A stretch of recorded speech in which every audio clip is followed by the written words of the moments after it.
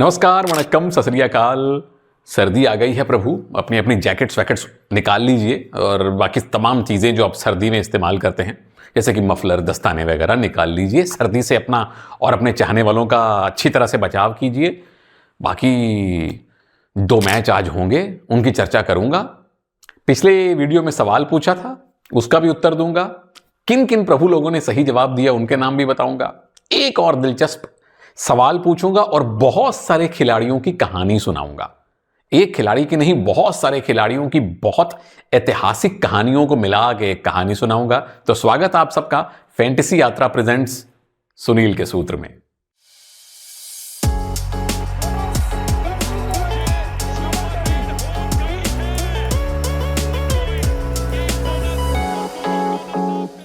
जरा पहले कल हुए 2 मैचेस पे नजर डाल लीजिए प्रभु। तमिल तलाईवास ने यूपी योद्धास को एक तरफा हरा दिया। 40-26 का स्कोर तमिल तलाईवास के लिए बेहतरीन है और यूपी योद्धास के फैंस का दिल तोड़ने के लिए काफी है, जिसमें तलाईवास की तकरीबन पूरी टीम ने योगदान दिया। लेकिन असली घमासान हुआ दूसरे मैच में। दबंग दिल्ली और पटना पायरेट्स 39-39 का ड्रॉ खेल के गए हैं। नवीन कुमार बहुत नहीं चले, लेकिन आशु ने अपना काम किया और उधर से देवांग हमेशा की तरह कमाल ही कर रहे हैं, जबकि पॉइंट्स बांटने पे आपने मजबूर कर दिया अपने प्रतिपक्षियों को। आज के 2 मैचेस की चर्चा करता हूं। सबसे पहले हरियाणा स्टीलर्स के सामने है पुनेरी पल्टन। अब हरियाणा स्टीलर्स ने 13 मैच खेले हैं, 10 जीते हैं और यह टीम कर रही है कमाल। आप एक काम करें, इस मैच की विस्तार से चर्चा करने से पहले ये पॉइंट्स टेबल देखिए और अंदाजा लगाइए कि इन टीम्स की क्या स्थिति है। नजर डालिए पॉइंट्स टेबल पर। हरियाणा स्टीलर्स अभी भी सरे फहरिस्त हैं, 51 पॉइंट आपके पास हैं। आज जीते तो आपकी स्थिति और मजबूत होगी। पुनेरी पल्टन फिलहाल नंबर 5 पर हैं। अगर जीते तो 47 पॉइंट्स के साथ आप हरियाणा के पड़ोस में यानी नंबर 2 पे आ जाएंगे, जबकि बंगाल वॉरियर्स और गुजरात जायंट्स वही नंबर 10 और नंबर 11 की टीम्स हैं। अगर गुजरात जीती तो एक स्थान ऊपर बंगाल की जगह नंबर 10 पे आएगी। बंगाल वॉरियर्स जीतने के बावजूद नंबर 10 पे रहेंगे 29 पॉइंट्स के साथ। अब हरियाणा ने पिछले मैच में जयपुर पिंक पैंथर्स जैसी तगड़ी टीम को 43-30 से हराया है। पिछले मैच में पुनेरी पल्टन ने भी जयपुर पिंक पैंथर से मैच खेला था, वो उससे हारे थे 37-23 से। कमाल ही हो गया था। और पिछले 5 में से जहां हरियाणा ने 4 मैच जीते हैं, पुनेरी पल्टन ने पिछले 5 में से 1 मैच जीता है। ओवरऑल 13 में से 6 जीते हैं। टाई काफी खेल लिए, लेकिन पुनेरी पल्टन की जो स्थिति है वो मैं कहानियों में आपको बताता हूं। कहानियां क्या हैं इस मैच की? पहली कहानी तो यह है कि दोनों टीम्स की जो मौजूदा फॉर्म है वो है जुदा जुदा, सर्दी और गर्मी। हरियाणा ने पिछले 5 में से 4 मैच जीते हैं, ओवरऑल बहुत अच्छी रिदम है। पुनेरी पल्टन ने पिछले 5 में से 1 मैच जीता है। 2 टाई जरूर हैं, लेकिन जीत आपको 1 मिली है। कहानी नंबर 2, बदला हरियाणा का। भाई, जो पिछला मैच इन दोनों टीम्स में हुआ था, अभी कुछ दिन पहले की बात है, 35-25 से पुनेरी पल्टन ने हरियाणा को हराया था। मौजूदा फॉर्म को देखते हुए क्या हरियाणा बदला ले पाएगी? कमेंट्स में बताइए। कहानी नंबर 3, सीजन 10 के यानी पिछले सीजन के फाइनल का तो रिपीट है, जब पुनेरी पल्टन जीती थी। और कहानी नंबर 4, मेरी फेवरेट कहानियों में से एक, बैच ऑफ 2002 प्रभु। वही मनप्रीत सिंह, वही बीसी रमेश साहब 2002 एशियन गेम्स में टीममेट थे, वैसे भी बहुत अच्छे दोस्त हैं। इन दोनों की मैंने एक और बड़ी दिलचस्प कहानी सुनाई थी, वो मेरे इंस्टा पे जाके देख लीजिए, धीरे से देखिएगा। मैं जल्दी जल्दी आगे चलता हूं। बैटल्स कहां होने वाली हैं, लड़ाइयां कहां होने वाली हैं। नंबर 1, अगर बड़ी कहानी देखें, बड़ी तस्वीर देखें, तो ये पुनेरी पल्टन के रेडर्स का हरियाणा के डिफेंस से मुकाबला है। और हरियाणा का डिफेंस 12 टैकल पॉइंट प्रति मैच लेके टॉप 3 टीम्स में से इनफैक्ट नंबर 2 पे ही है। तगड़ा डिफेंस खेल रहा है। कहानी नंबर 2, ये मोहित और मोहिते की ताऊ शादीलाल से टक्कर है भाई। पंकज मोहिते, मोहित गोयत बनाम शादलू एंड अदर डिफेंडर्स। अब आते हैं जीत के सूत्रों पे। सबसे पहले बारी है हरियाणा की। अब हरियाणा की सबसे बड़ी मजबूती आती है उनके डिफेंस में। हालांकि रेडर उनके बुरा काम नहीं कर रहे, और एक बार कोच ने भी कहा था कि ये लोग मेरे रेडर्स को बहुत अच्छा आंक नहीं रहे, लेकिन मेरे रेडर बहुत अच्छे हैं। नो डाउट अच्छे हैं, लेकिन हरियाणा की पहचान बन गई है उनका डिफेंस। तो सूत्र नंबर 1, डिफेंस खेले अत्यधिक अग्रेसिव। अब ये बात मैं ज्यादा डिफेंस के लिए नहीं बोलता हूं, अमूमन कहता हूं कि कॉशियसली अग्रेसिव खेलिए, ध्यान से खेलिए। हरियाणा का डिफेंस उनकी मजबूती है। पुनेरी पलटन की मौजूदा फॉर्म हिली हुई है, रेडर हिले हुए हैं, कैप्टेंसी जब से असलम गए हैं कुछ ना कुछ दिक्कत चल रही है, तो उसका फायदा उठाइए। जयदीप की जो चेन वाली जोड़ी है, शार्दुल और राहुल की जो लगातार जबरदस्त खेल रही जो जोड़ी है, एडवांस खड़े हों, पुनेरी पलटन के रेडर्स को बोनस ना लेने दें और खुद पे प्रेशर ना बनाने दें। रीडिंग में थोड़ा सा संभल कर खेलिए। शिवम पतारे टारगेट करें कॉर्नर गौरव खत्री को जाके। अब आपके सामने लेफ्ट रेडर और राइट कॉर्नर की टक्कर होने वाली है। सबसे खतरनाक डिफेंडर इस समय पुनेरी पलटन में है गौरव खत्री, तो लेफ्ट रेडर उनको ठिकाने लगाइए। रेडिंग में थोड़ा सा आराम से खेल सकते हैं, सेकंड रेड पे खेल सकते हैं, डुओ डाई पे जाने की जरूरत शायद आपको ना पड़े। पुनेरी पलटन आपके लिए जीत के क्या सूत्र हैं? पहली बात तो मुझे ये लगती है कि आपकी सोच दो लेफ्ट रेडर्स की होनी चाहिए। अब वी अजीत कुमार बहुत ज्यादा लगातार खेले नहीं हैं, आकाश शिंदे एक दो मैचेस में चले नहीं हैं, लेकिन उसके लिए आपको एक राइट रेडर की कुर्बानी देनी पड़ेगी। पंकज मोहिते कैप्टन हैं, तो क्या आप मोहित गोयत को बाहर बैठाएंगे या पंकज को बाहर बिठा के मोहित को एक राइट रेडर रखेंगे? कहने का भाव यह है कि दो लेफ्ट रेडर अगर होंगे तो फिर लेफ्ट कॉर्नर शार्दुल की पहुंच से दूर रहेंगे। उनकी पहुंच से दूर रहें तो ही अच्छा है, ताकि राइट रेडर फायदा उठा सकें। सूत्र नंबर 2, जो आपके कवर्स हैं, आपको करने हैं सिर्फ और सिर्फ कॉम्बिनेशन में टैकल। आपके कॉर्नर, अब लेफ्ट कॉर्नर पे कौन खेलेगा, क्योंकि बहुत सारे चेंजेस हो रहे हैं। राइट कॉर्नर और गौरव खत्री अपना काम करेंगे। कवर्स कृपया करके जाएं तो कॉम्बिनेशन में जाएं, एकला नहीं चलो रे, ये बड़ा जरूरी है। एक्स फैक्टर कौन है? हरियाणा की तरफ से ताऊ शादीलाल भिवानी वाले शार्दुल। क्यों? क्योंकि पुनेरी पलटन की ताकत है रेडिंग में। रेडर्स को रोक लिया तो आपकी जीत बहुत हद तक पक्की है। और उधर जो मैं लेफ्ट रेडर्स की बात कर रहा था, स्काई पे मेरा दाव चलेगा। स्काई यानी कि आकाश शिंदे मेरे लिए एक्स फैक्टर होंगे आज पुनेरी पलटन के लिए। आप में से XYZ फैक्टर कौन है? पिछले वीडियो में मैंने सवाल पूछा था कि थाईलैंड से खेलने वाले 2 खिलाड़ियों के नाम बताइए। 3-4 खिलाड़ी खेले हैं। एक तो उनके पूर्व कैप्टन खोमसेन थोंगकेम, जो 2016 वर्ल्ड कप में कैप्टन थे। किस किस को नहीं याद? हाथ खड़ा करो और मुर्गा बन जाओ। और वो थाई आर्मी में हैं, जैसे हमारे सर्विसेज है।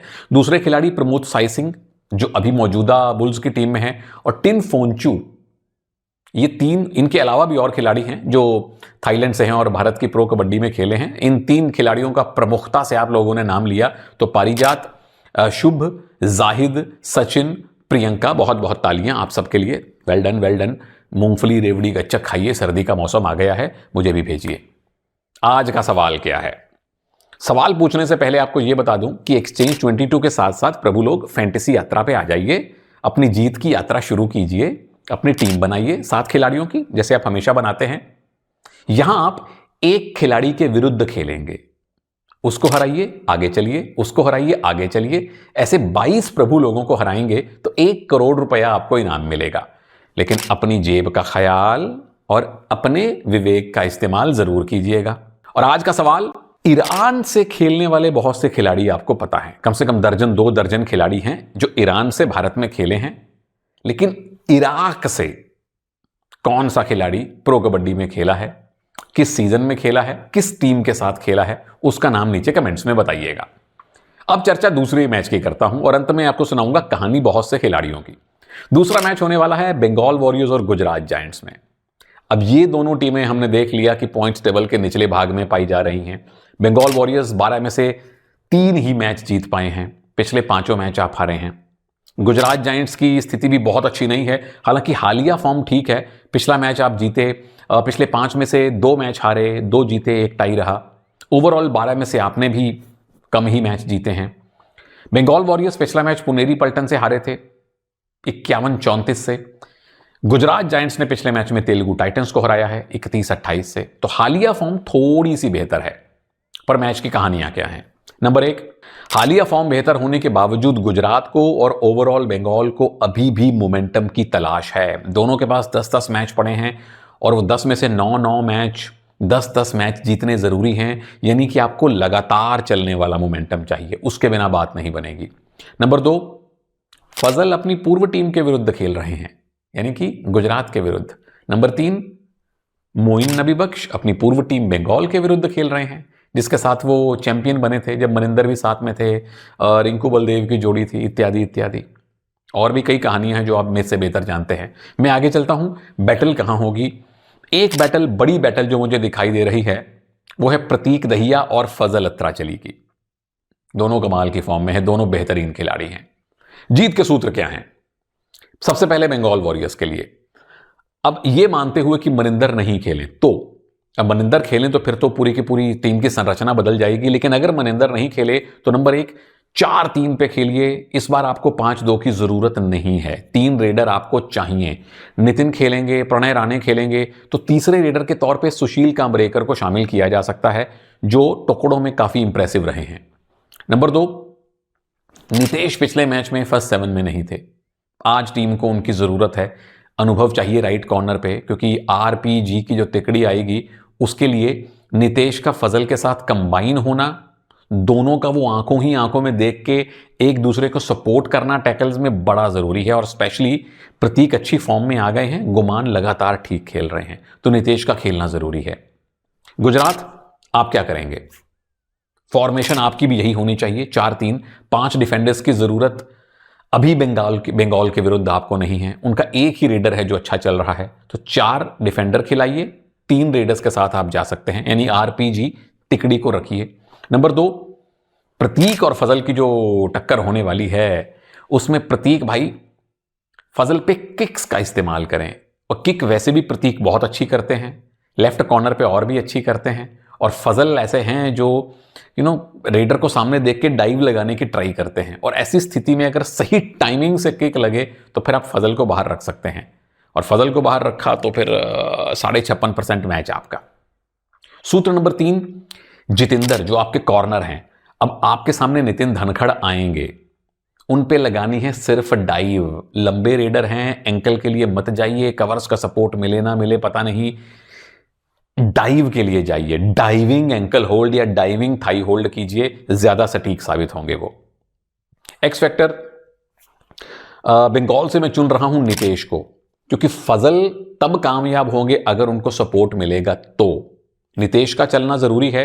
और उधर भी कॉर्नर को चुन रहा हूं, उल्टी साइड का corner Jitendra Yadav, left corner, क्योंकि नितिन धनखड़ को रोकने का पहला जिम्मा आपके ऊपर है। तो मेरे लिए इन दोनों मैचेस में डिफेंडर रहेंगे एक्स फैक्टर। अब आइए कहानियों पे। इस बार कहानी के एक नहीं अनेक नायक हैं, और इस कहानी का शीर्षक है लाजवाब सोलो टैकल्स। अब टैकल डिफेंस एक टीम गेम है, हम देखते हैं 7 खिलाड़ी मिलकर एक रेडर का शिकार करते हैं, कई बार 6 होते हैं, कई बार 5 होते हैं, कई बार 4, 3, 2, 1 में सुपर टैकल होता है। लेकिन एक खिलाड़ी अकेला बचा हुआ, या बाकी टीममेट्स के होने के बावजूद जब एक अकेला खिलाड़ी टैकल करता है तो वो एक तो बड़ा रेयर होता है और एक देखने में बड़ा प्यारा लगता है। कुछ एक टैकल, सोलो टैकल जो मुझे याद हैं, पहला हुआ था पहले सीजन में, संदीप नरवाल ने किया था अनूप कुमार के ऊपर। पटना में मैच था, मैं चश्मदीद गवाह था उस टैकल का, एडवांस टैकल किया था और तकरीबन छाती से पकड़ के अनूप को मिड लाइन के ऊपर से घुमा के पकड़ लिया था संदीप ने, तभी उनको बीस्ट कहने लगे हम लोग।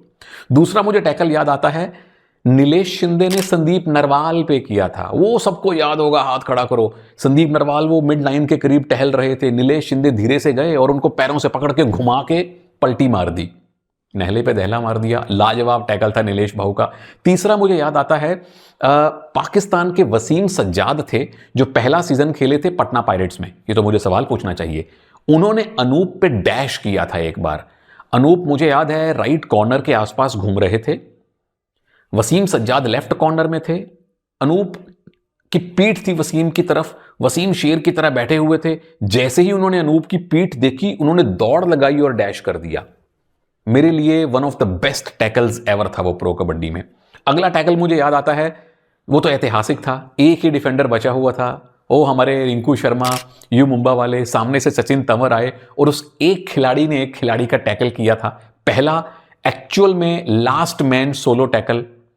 और फिर वो जो पिछले से पिछले सीजन में मैच हुआ था, नहीं पिछले से पिछले सीजन में पटना और दिल्ली का मैच, शादलू तब भैया शादीलाल थे, उन्होंने नवीन को जो अकेले दम पे कितनी बार टैकल किया एक ही मैच में, वो देखते ही बनता था। तो ये सारे टैकल मुझे याद आते हैं कि जब डिफेंडर्स ने बताया कि 7 खिलाड़ियों का गेम जरूर है, लेकिन कई बार अकेला चना भी भाड़ फोड़ सकता है। तो इसी तरह से कहानियां आती रहेंगी आपके लिए, वीडियो आपके लिए आते रहेंगे। इराक से कौन खिलाड़ी खेले थे उसका नाम नीचे कमेंट्स में बताइएगा। आपसे अगले वीडियो में जल्दी ही मुलाकात होगी। इजाजत दीजिए, नमस्कार, जय हिंद।